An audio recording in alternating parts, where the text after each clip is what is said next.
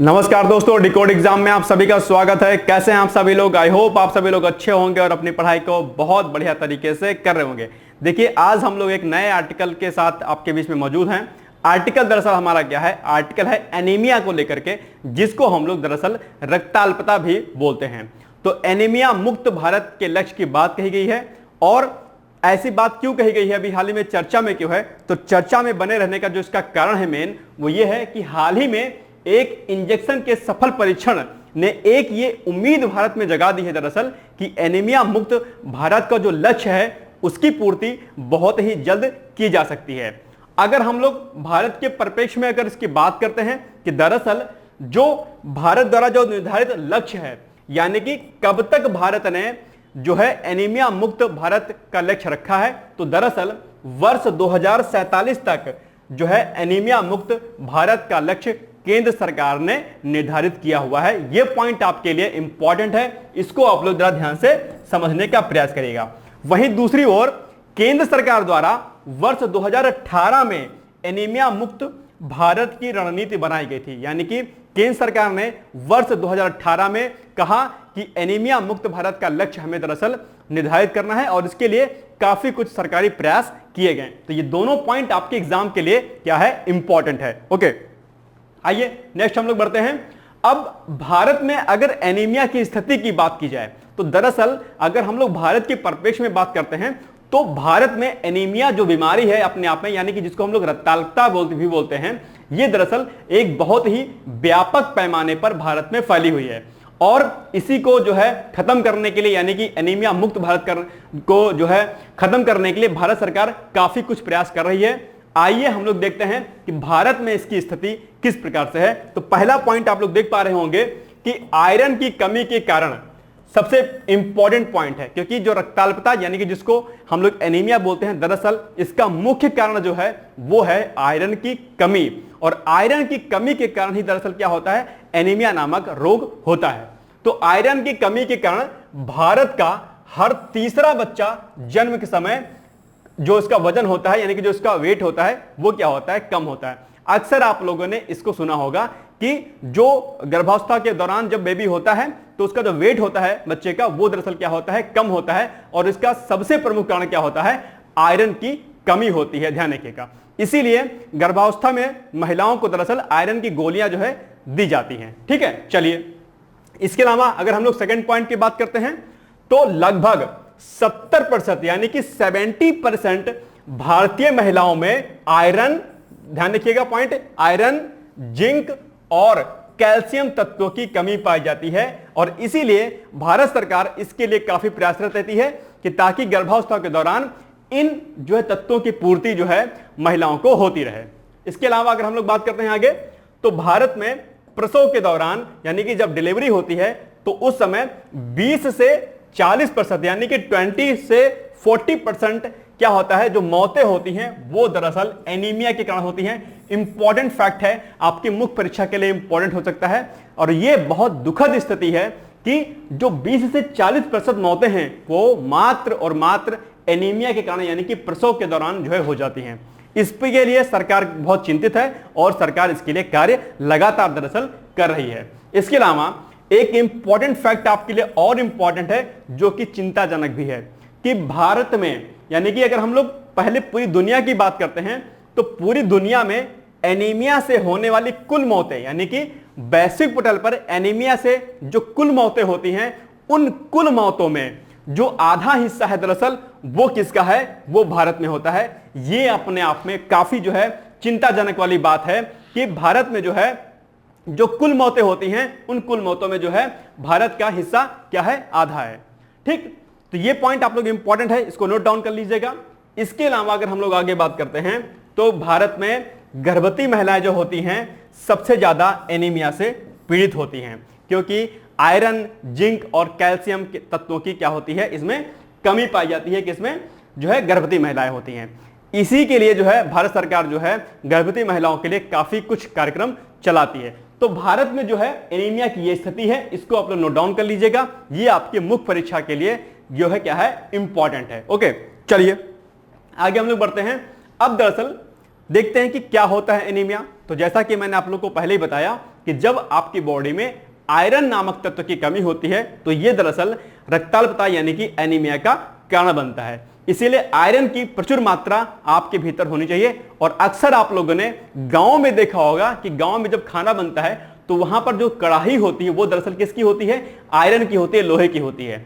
और आयरन की लोहे यानी कि जब लोहे की कढ़ाई होती है तो जो उसके तत्व होते हैं यानी कि जो आयरन होते हैं वो आपकी बॉडी में क्या होते हैं? इनहेल होते रहते हैं, जाते रहते हैं। लेकिन जो आधुनिकतावादी जो समाज है उसने जो है इसको थोड़ा सा खत्म कर दिया और अब जो है बर्तन अलग प्रकार के आ रहे हैं। इससे भी जो है क्या होता है? हमारी बॉडी में आयरन की कमी कहीं ना कहीं हो रही है। ठीक है, तो अब देखते हैं कि क्या होता है एनीमिया। तो एनीमिया दरअसल क्या होता है कि आयरन की कमी एनीमिया का सबसे बड़ा क्या है? कारण है। साथ ही साथ में जब रक्त में आरबीसी यानी कि हम लोग बोलते हैं लाल रक्त जो है कणिका, जिसको बोलते हैं रेड ब्लड कॉर्पस बोलते हैं, इनकी जब कमी हो जाती है तो यह एनीमिया के वजह बनता है। यानी कि जब आपकी बॉडी में आरबीसी कम हो जाता है तो दरअसल ये क्या होता है? एनीमिया का प्रमुख कारक जो है बन जाता है। ठीक, अब हम लोग बात करते हैं कि जो प्रमुख कारक हैं इसके किसके? एनीमिया के यानी कि रक्ताल्पता के, वो कौन कौन से प्रमुख कारक हैं? तो विटामिन B12 यानी कि विटामिन B12 जिसको हम लोग बोलते हैं और विटामिन ए की कमी से दरअसल क्या होता है? एनीमिया होता है। और आपकी प्रीलिम्स की परीक्षा में विटामिन B12 और विटामिन ए से संबंधित प्रश्न पूछे जाते हैं कि विटामिन ए की कमी से कौन सा रोग होता है या विटामिन B12 की कमी से कौन सा रोग होता है। साथ ही साथ में आपसे प्रश्न यह भी पूछा जाता है कि निम्नलिखित में से किन में जो है विटामिन B12 या विटामिन ए की मात्रा पाई जाती है। ठीक है, तो वो ऑप्शंस आपसे दे देता है और पूछ लेता है कि बताइए किसमें जो है प्रचुर मात्रा में विटामिन B12 या विटामिन ए पाया जाता है। साथ ही साथ में अन्य और कई सारे जो विटामिन होते हैं वो भी आपकी परीक्षा के लिए इंपॉर्टेंट होते हैं। तो विटामिन वाले चैप्टर को आप लोग अच्छे से प्रिपेयर कर लीजिएगा। ठीक है, चलिए इसके अलावा अगर हम लोग आगे बात करते हैं तो महिलाओं में गर्भावस्था के समय खून की कमी होने के कारण एनीमिया का खतरा अधिक हो जाता है। यानी कि जब ब्लड की कमी हो जाएगी तो निश्चित तौर पर क्या होगा? एनीमिया जो है आपकी बॉडी में हो जाएगा, यानी कि रक्ताल्पता आपकी बॉडी में हो जाएगी। ठीक है, तो इसलिए ब्लड ठीक ठाक आपकी बॉडी में होना चाहिए। अक्सर जो है महिलाओं में ये रोग बहुत ज्यादा होता है, यानी कि महिलाओं में ये चांसेस इसके ज्यादा होते हैं, खासकर बच्चों में भी इसके चांस जो है ज्यादा होते हैं। इसके अलावा अगर हम लोग आगे बात करते हैं तो वृद्धावस्था में अनेक बीमारियों के कारण जब आप बुजुर्ग अवस्था में पहुंचते हैं, बुजुर्गावस्था में पहुंचते हैं, वृद्धावस्था में पहुंचते हैं तो वहां पे भी एनीमिया जो है एक रोग हो सकता है। ये बात आपको ध्यान रखनी है क्योंकि डिफरेंट टाइप ऑफ डिजीजेस जो होती हैं वो आपकी बॉडी में होना शुरू हो जाती हैं। ठीक है, क्योंकि एक समय के बाद जो है आपकी बॉडी में जो नई सेल्स होती हैं या नई जो आरबीसीज होती हैं वो नहीं बनना शुरू हो पाती हैं और इससे जो है एनीमिया का कारण बन जाता है। ठीक है, इसके अलावा एक प्रमुख कारणों के रूप में अगर हम लोग देखते हैं तो जेनेटिक्स यानी कि आनुवंशिकता भी दरअसल कहीं ना कहीं एनीमिया का कारण बनता है। ठीक है, तो ये कारण भी अपने आप में इंपॉर्टेंट है, यानी कि कुछ ऐसे कारक हैं जो एनीमिया के रोग को बढ़ाने के लिए उत्तरदायी होते हैं। तो इसको भी आप लोग क्या कर लीजिएगा? नोट डाउन कर लीजिएगा। ठीक है, चलिए आगे बढ़ते हैं कि अब टाइप्स ऑफ एनीमिया यानी कि एनीमिया के कितने प्रकार होते हैं। तो कुछ एक प्रकार होते हैं और यहां से प्रश्न जो है दरअसल आपके प्रीलिम्स परीक्षा में पूछे जाते हैं जो कि आपके लिए इंपॉर्टेंट है। आप किसी भी एग्जाम की तैयारी कर रहे होंगे, चाहे यूपीएससी की कर रहे होंगे, चाहे यूपी पीसीएस की कर रहे होंगे, आरओआर की कर रहे होंगे या किसी भी राज्य लोक सेवा की तैयारी कर रहे होंगे, वहां से प्रश्न जो है आपके इस टॉपिक से पूछे जाएंगे। तो पहला टाइप हमने क्या दिया है? पहला जो हमारा टॉपिक है वो है अप्लास्टिक एनीमिया, यानी कि जब शरीर में पर्याप्त मात्रा में आरबीसी का उत्पादन नहीं हो पाता है तो अप्लास्टिक एनीमिया का जो है एक ये कारक बनता है। यानी कि एनीमिया क्या एक प्रकार है क्या? अप्लास्टिक एनीमिया में। तो आपसे परीक्षा में पूछ सकता है कि बताइए अप्लास्टिक एनीमिया में क्या होता है, तो आप तुरंत उत्तर दीजिएगा कि जब आपकी बॉडी में यानी कि जब शरीर में आरबीसी का उत्पादन यानी कि प्रोडक्शन नहीं होता है तो वो अप्लास्टिक एनीमिया के अंतर्गत आता है।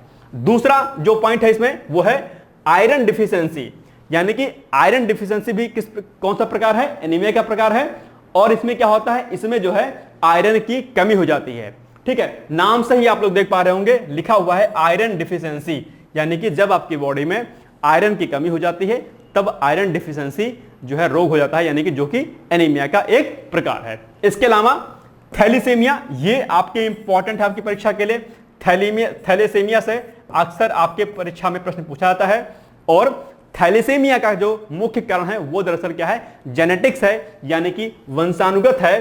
और आपकी बॉडी में जब हीमोग्लोबिन का स्तर क्या होता है, कम हो जाता है, तब दरअसल थैलेसीमिया होता है। यहां से प्रश्न जो है पूछ सकता है आपकी परीक्षा में, ये आपके लिए क्या है, इंपॉर्टेंट है। यानी कि जब हीमोग्लोबिन यानी कि एसबी की जब क्वांटिटी यानी कि मात्रा उसकी जब कम हो जाती है तो थैलेसीमिया का कारण बनता है। इसके अलावा जब सबसे मोस्ट इंपॉर्टेंट जो पार्ट है वो है सिकल सेल एनीमिया, और यहां से जो है आपसे प्रश्न पूछता है, और सिकल सेल एनीमिया आपके शॉर्ट नोट्स में भी पूछ सकता है। जीएस थर्ड पेपर में जो साइंस एंड टेक का जो पोर्शन आपका दिया गया है यूपीपीसीएस वाले सिलेबस में या यूपीएससी सिलेबस में, वहां पर सिकल सेल एनीमिया पर शॉर्ट नोट्स आपसे पूछ सकता है, या सीधे तौर पर एनीमिया से प्रश्न आपसे पूछ सकता है। तो सिकल सेल एनीमिया को आप लोग देख लीजिएगा, और इसका कारण भी दरअसल क्या होता है, इसका कारण भी आपसे होता है वंशानुगत होता है, ध्यान रखिएगा, ठीक है। चलिए, अब एनीमिया के कुछ लक्षण होते हैं कि किस प्रकार के लक्षण आपकी बॉडी में आएंगे, तब आपको पता चलेगा कि दरअसल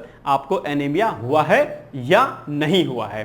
तो प्रमुख लक्षणों की अगर हम लोग बात करते हैं तो जो सबसे पहला जो लक्षण है हमारा वो है आपका कमजोरी, यानी कि वीकनेस आपकी बॉडी में हो जाएगी। सिंपल सी बात है, अगर आपकी बॉडी में ब्लड कम हो गया है यानी कि रक्ताल्पता हो गई है तो निश्चित तौर पर आप वीकनेस को फील करोगे, यानी कि कमजोरी को महसूस करोगे। तो एक सबसे बड़ा कारण तो यही हो गया। दूसरा, जीभ में आपके छाले आ जाएंगे। एनीमिया अगर आपको रोग होता है तो जीभ में छोटे छोटे छाले आ जाएंगे, ये भी जो है दरअसल इंडिकेशन है एनीमिया का। तीसरा कारण क्या है, त्वचा का रंग सफेद हो जाना। अक्सर आपने देखा होगा कि जब आप डॉक्टर के पास जाते हो तो वो आपकी जो आंख को है वो देखता है, टेस्ट करता है कि क्या वो व्हाइट है या नहीं है, या आपकी बॉडी जो है हल्का येलोइश हो जाती है, व्हाइट हो जाती है। यानी कि जब ब्लड आपकी बॉडी में कम होगा तो कहीं ना कहीं वो एनीमिया का कारण बन जाता है। तो लक्षण में क्या होगा कि आपकी जो बॉडी है यानी जो आपकी स्किन है, बॉडी की जो स्किन है वो क्या हो जाएगा, सफेद हो जाएगी, व्हाइट हो जाएगी, ठीक। इसके अलावा हाथ पैर क्या हो जाएंगे, ठंडे होने शुरू हो जाते हैं, कोल्ड हो जाएंगे आराम से, ठीक है। इसके अलावा सिर दर्द वगैरह होने लगेगा, ठीक है, पेन होने लगता है थोड़ा सा, बेसिकली इसमें हेडेक की स्थिति ज्यादा हो जाती है। तो ये क्या है, कुछ प्रमुख क्या है कारण है किसके, एनीमिया के। ओके, तो ये इंपॉर्टेंट पॉइंट है, इनको भी आप लोग नोट डाउन कर लीजिएगा। अब हम लोग बात करते हैं कि एनीमिया से अगर आपकी परीक्षा में प्रश्न पूछेगा तो दरअसल किस प्रकार के प्रश्न को पूछेगा। तो सबसे पहला प्रश्न, अगर हम लोग मुख्य परीक्षा की बात करें और anaemia topic science and tech में जाएगा, मैंने बता दिया जीएस के थर्ड में पेपर जो है क्या कौन सा रहेगा, जीएस थर्ड में, जो आपका साइंस एंड टेक वाला पोर्शन है, विज्ञान एवं प्रौद्योगिकी का। तो वहां से प्रश्न क्या बनेगा, वहां से बनेगा कि हाल ही में भारत सरकार द्वारा एनीमिया मुक्त भारत के लक्ष्य को प्राप्त करने के लिए कौन कौन से कदम उठाए गए हैं, चर्चा कीजिए। तो आपको डिटेल्स में एनीमिया के बारे में लिखना होगा और सरकार ने कौन कौन से प्रयास किए हैं, क्या क्या लक्ष्य निर्धारित किए हैं, उन सभी पॉइंट्स को आपको अच्छे से लिखना होगा। तो ये मुख्य परीक्षा के लिए इंपॉर्टेंट है, इसको आप लोग जो है नोट डाउन कर लीजिएगा। पीसीएस या यूपीएससी या किसी भी अन्य राज्य लोक सेवा आयोग में इस प्रकार के प्रश्न पूछ सकता है। इसके अलावा अगर हम लोग प्रीलिम्स परीक्षा पर आएंगे तो प्रीलिम्स परीक्षा में हालांकि कई सारे प्रश्न बनेंगे, लेकिन जो सबसे महत्वपूर्ण जो प्रश्न बनेगा, और ये प्रश्न दरअसल आप लोग के लिए भी है, आप लोग इसका उत्तर कमेंट बॉक्स में जाकर जरूर दीजिएगा। प्रश्न क्या है कि केंद्र सरकार द्वारा हाल ही में एनीमिया मुक्त भारत का लक्ष्य निर्धारित किया गया है, यानी कि कब तक जो है एनीमिया मुक्त भारत का लक्ष्य निर्धारित किया गया है। तो आपके जो ऑप्शंस हैं वो हैं ए यानी कि वर्ष 2047 तक, या फिर बी वर्ष 2030 तक, या फिर सी वर्ष 2025 तक, या फिर वर्ष डी वर्ष 2031 तक। इसका राइट आंसर आपको कमेंट बॉक्स में जाकर देना है, और इसका उत्तर ऑलरेडी पीपीटी में हमने बताया हुआ है, ठीक है। तो उम्मीद मैं करता हूं कि इसका आंसर आप लोग जरूर जो है देंगे, और ये जो प्रश्न यहां पर दिया है इसकी प्रैक्टिस भी आप लोग अपने मुख्य परीक्षा के लिए जरूर करेंगे। तो ये हो गया आज हमारा एनीमिया का आर्टिकल। कल हम लोग कुछ महत्वपूर्ण बिंदुओं को लेकर आएंगे, वो आपकी परीक्षा के लिए क्या होगा, महत्वपूर्ण होगा। आई होप आपको लेक्चर अच्छा लगा होगा। आगे मिलते हैं फिर, तब तक के लिए जय हिंद, जय Bharat. Thank you so much, bye bye, take care.